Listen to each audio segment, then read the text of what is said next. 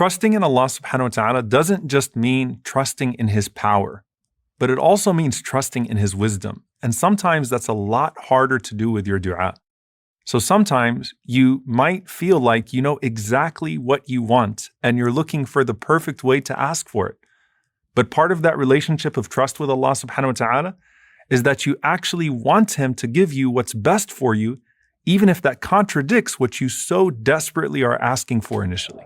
Jabir ibn Abdullah radiallahu ta'ala anhuma is a young man who struggled immensely in the time of the Prophet sallallahu alaihi wasallam. His father is killed in Uhud, and Jabir radiallahu ta'ala anhu is left with a whole bunch of debt and 7 sisters to take care of.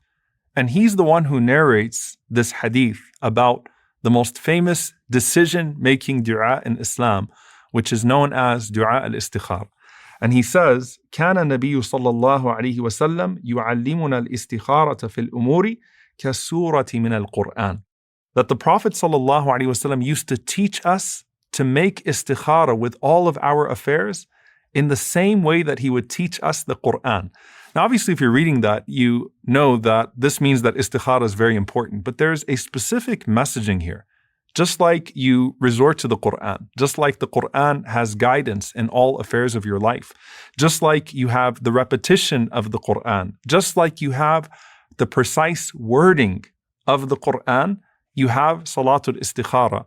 And Imam Ibn Raslan al-Shafi'i, rahimahullah, he says that what's implied here is that you don't change any of the words of this dua. You don't add to it, you don't take away from it. You say it exactly as the Prophet ﷺ taught it, in the same way that you recite the Quran. And he says that clearly there is blessing in the specific wording that the Prophet ﷺ is using in Salatul Istikhara.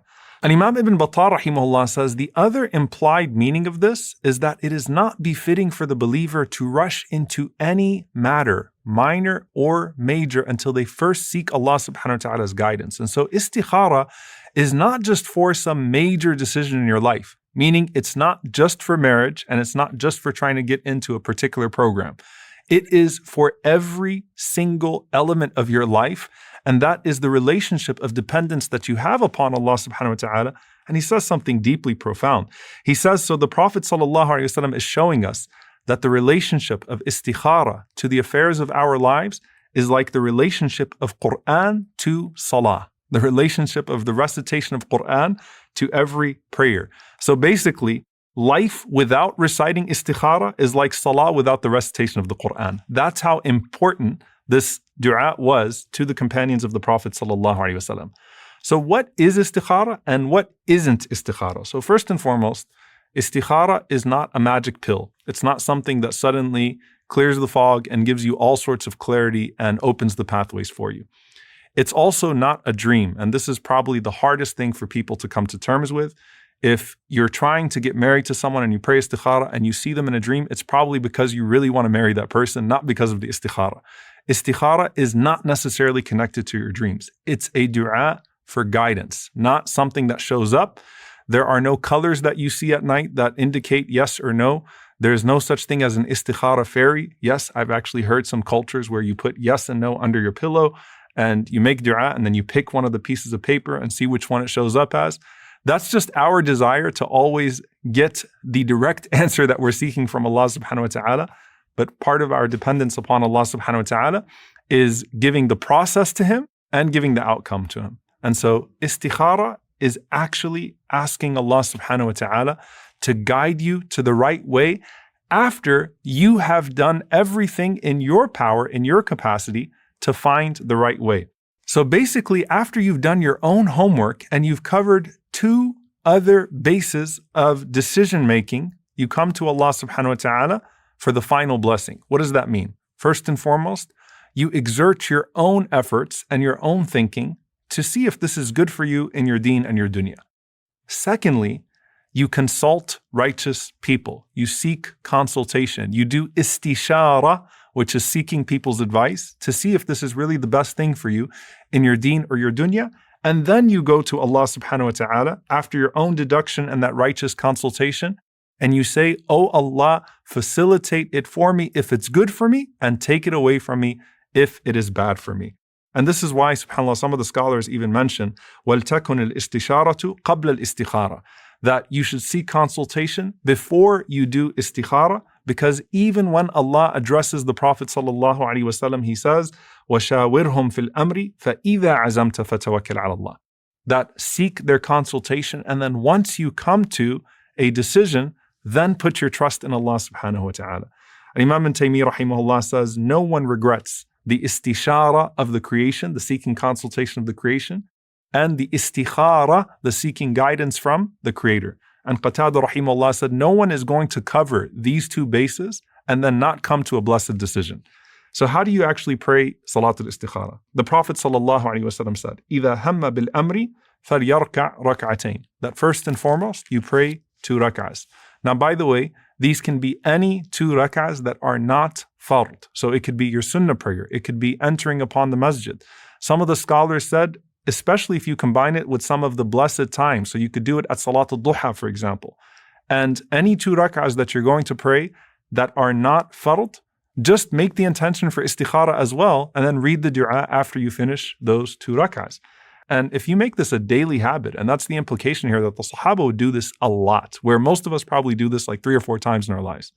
If you make this a daily habit even, with your Fajr Salah, right, the 2 rak'ahs before Fajr, that you're going to pray 2 rak'ahs and make that dua, then think about how much more clarity you're going to have in life, and think about how much more blessed your decision-making and your decree is going to be. So you pray these 2 rak'ahs. And then the Prophet ﷺ said, after the salam, you make the following dua. Allahumma inni astakhiruka bi'ilmika wa astaqdiruka biqudratika wa as'aluka min fadlika al-azim fa innaka taqdiru wa la aqdir wa ta'lamu wa la a'lam wa anta 'allamul ghuyub. So, O Allah, I seek your guidance in making a choice by virtue of your knowledge. So first and foremost, you're asking Allah subhanahu wa ta'ala by virtue of recognizing that Allah knows what you do not know. And so I don't understand the full consequences of my decision. So I've covered my bases, but oh Allah, I'm looking to you for your ilm, for your knowledge. And I ask you by your great bounty. And that is the recognition that everything that Allah subhanahu wa ta'ala gives to us is from His grace, is from His fadl. And so I'm asking you from your great bounty. And you have power and I have none. So subhanAllah, even if I know what's good for me, I can't pursue anything without your ability, O Allah. So I am recognizing your knowledge, I'm recognizing your grace, and I'm recognizing your power to achieve what I cannot achieve on my own. And subhanAllah, here, you say, for verily you know and I do not know, you are the knower of al-ghuyub, the unseen things. Why is this so profound? Because you've done your homework on the seen things, but there are certain elements of even the seen things that you can't see. So, oh Allah, you know everything that I don't know about the hidden realities of this decision. And that's tawakkul, that's trust in Allah subhanahu wa ta'ala, because things can check out 100% through the first 3 bases. But here, O Allah, you are Allamul Ghuyub. You are the knower of all hidden things. And then you say, Allahumma in kunta ta'lamu anna hadha al-amra khayrun li fi dini wa ma'ashi wa aqibati amri faqturhu li wa yassirhu li thumma barik li fihi. O Allah, if in your knowledge you know that this matter is good for me, first and foremost in my religion. So my religion is the most important thing in the world to me. So anything that I want it to impact my religion positively. If it's going to impact my religion negatively, then I definitely don't want it, even if it's good for me in regards to my worldly affairs. So first and foremost, you know that this is going to have a positive impact on my deen. Secondly, on my livelihood. Thirdly, aqibati amri, which is the final outcome of my affair, which is the hereafter. So, O Allah, if you know that this is good for me in my deen, in my livelihood, and in my final outcome, when it's all said and done, aqibati amri, in the hereafter, then 3 things. Ordain it for me. So you ask Allah subhanahu wa ta'ala for the qadr of it, which is the decision. So ordain it for me. Secondly, make it easy for me. So make the process easy for me as well, O Allah. Thirdly, bless it for me. So the outcome, also let it have barakah in it, O Allah. SubhanAllah, you're asking Allah subhanahu wa ta'ala for the qadr of it, for the yusr of it, and for the barakah of it, for an easy decision, for an easy process, and for a blessed outcome. But then here's the harder part of the istikhara. You turn to Allah subhanahu wa ta'ala and you say, وَإِن كُنْتَ تَعْلَمُ أَنَّ هَذَا الْأَمْرَ شَرٌّ لِي فِي دِينِي وَمَعَاشِي وَعَاقِبَةِ أَمْرِي فَاصْرِفْهُ عَنِّي وَاصْرِفْنِي عَنْهُ وَاقْدُرْ لِيَ الْخَيْرَ حَيْثُ كَانَ ثُمَّ أَرْضِنِي بِهِ. SubhanAllah, this is such a beautiful dua. And even if you say it 1,000,000 times, if you just ponder on every word, you'll see the blessing of it. In your knowledge, O Allah, you know that this is going to be bad for me in my religion, or bad for me in my livelihood, or bad for me when it's all said and done, then don't decree it for me. So take it away from me, right? And turn me away from it, which means do not let my heart become attached to it. So subhanAllah, you're not just asking Allah to turn it away from you, you're asking Allah to turn you away from it. Why? Because if your heart remains attached to that thing, then you're not going to have peace of mind. You're going to keep on saying, well, maybe there's still a chance. Maybe there's still a chance. Maybe there's still a chance. Maybe all the signs are not clear, right? So you're saying, oh Allah, take it away from me and take me away from it. And then ordain for me good wherever it may be, which also shows, I don't know where the next khair is. I don't know where the good actually is going to be. And how many times did we think that all of the doors were shut, only to find a door that we didn't even know existed open for us and have what was better for us all along. And then finally, أَرْضِنِي بِهِ, make me pleased with it, O Allah, because as the scholars say, فَإِنَّهُ قَدْ يَحْصُلُ لَكَ الْخَيْرِ وَلَكِنَّكَ لَا تَرْضَى بِهِ. It might be that Allah subhanahu wa ta'ala facilitates for you what's better, but you are not pleased with it. Now in the previous dua, subhanAllah, you ask Allah for الرضا بعد القضاء, to be pleased after the decree. And that's in general.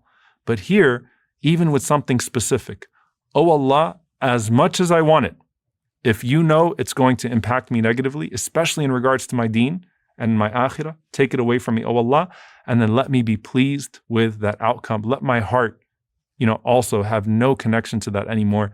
And you'll see this, by the way, with some of the salihin, with some of the righteous, they spoke about this, that they wanted something or someone so badly, and then it was as if Allah subhanahu wa ta'ala turned their hearts away from it. And that could be a direct result of this dua. Now, the last thing I'm going to say here is, how many times do I do istikhara? Like, at what point do I decide that Allah has closed this door for me? And the answer is, there is no limit to how many times you do istikhara, but go back to your other decision-making mechanisms and try to approach things rationally and approach that same group of people or someone that you trust so that they can help you see things clearly. And that's where you make that decision at that point. You've asked Allah subhanahu wa ta'ala for a good outcome. And at that point, you make the best decision if the door seems to be closed, and you say, Alhamdulillah, regardless. And it may be that Allah subhanahu wa ta'ala will open the door for you later, maybe even that same door for you later. And in the meantime, Allah subhanahu wa ta'ala has something along the way. At the end of the day, trust that Allah subhanahu wa ta'ala has something good in store for you. And the fact that He allows you to make this dua is of the most beautiful signs that He has something good in store for you. Abu Bakr ibn Ayyash, rahimahullah, he said that قال بعض الحكماء, that some of the wise people of the past said, من أعطي أربعا لم يمنع أربعة, that whoever is given 4 things will not be deprived of 4 things. من أعطي الشكر لم يمنع المزيد, whoever is given the blessing of gratitude will not be deprived from increase. ومن أعطي التوبة لم يمنع القبول, and whoever is given the ability to repent will not be deprived from acceptance.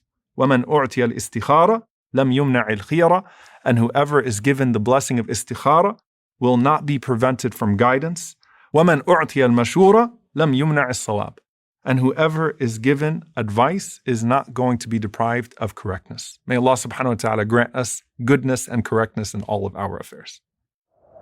Allahumma inni astakhiruka bi'ilmika wa astaqdiruka biqudratika wa as'aluka min fadlika al-'azim. فإنك تقدر ولا أقدر وتعلم ولا أعلم وأنت علام الغيوب. اللهم إن كنت كنت تعلم أن هذا الأمر خير لي في ديني ومعاشي وعاقبة أمري فاقدره لي ويسره لي ثم بارك لي فيه. وإن كنت تعلم أن هذا الأمر شر لي في ديني ومعاشي وعاقبة أمري فاصرفه عني واصرفني عنه واقدر لي الخير حيث كان ثم أرضني به.